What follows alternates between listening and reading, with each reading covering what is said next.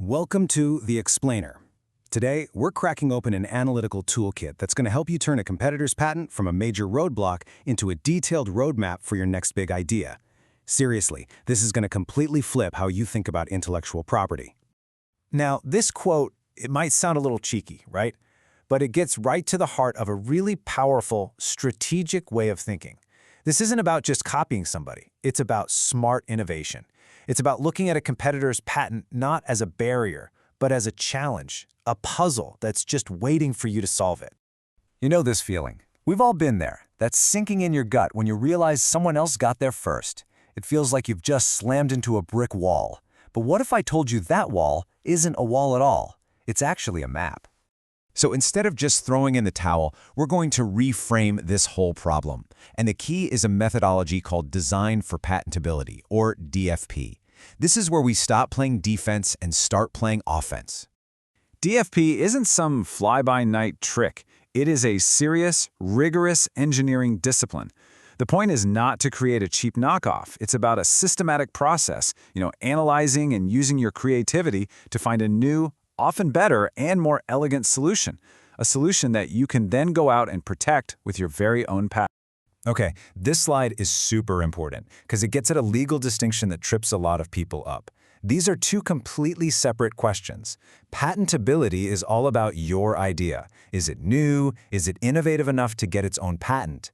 But infringement is about their idea. Are you stepping on the toes of someone else's patent? The whole goal of DFP is to clear both of these hurdles. You want to create something new that also has the freedom to operate. That right there is the innovation sweet spot.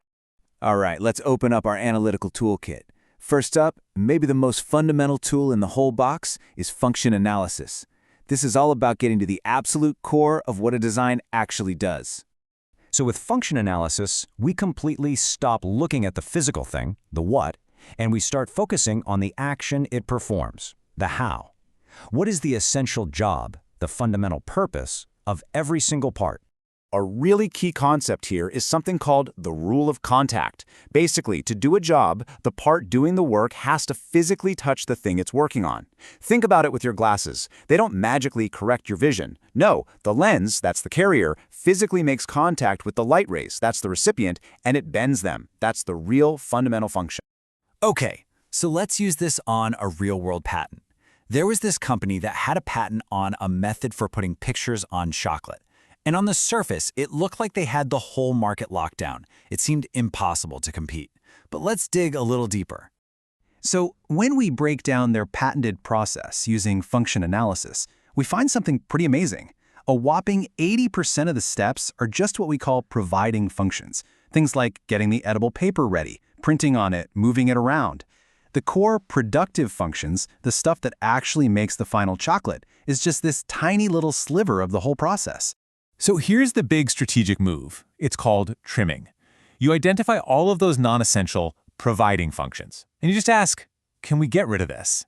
In this case, that whole system built around the edible paper, it's not the main event. It's just a supporting character, and that makes it the perfect thing to cut. And bam, there it is, the brilliant result. By trimming away that entire edible paper system, a new, way more elegant solution just appears. Print the image directly on the chocolate.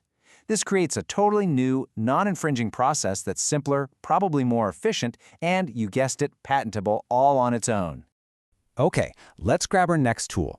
Now that we know what everything is doing, we need to understand how all the parts are connected. And that's where the interaction matrix comes in. Think of this tool like an X-ray of the invention. It's just a simple grid that shows you which components are talking to each other. And this map, it reveals this hidden web of connections, and even more importantly, it can show you which parts might be easier to get rid of than you think. Let's check out a real automotive problem. So, a new engine design had this super sensitive mass airflow sensor right at the air filter outlet. The problem is this sensor needs perfectly smooth, non-turbulent air to work. But another port on the filter was creating all this turbulence, messing everything up. And of course, the competitor's solution was patented. So the patented solution was to add this extra box, what they called a dead volume, to smooth out the airflow.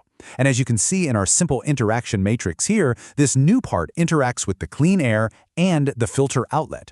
It looks like a pretty necessary piece of the puzzle. But here is the breakthrough moment. The matrix forced the team to realize that the big empty space already inside the filter was performing the exact same function.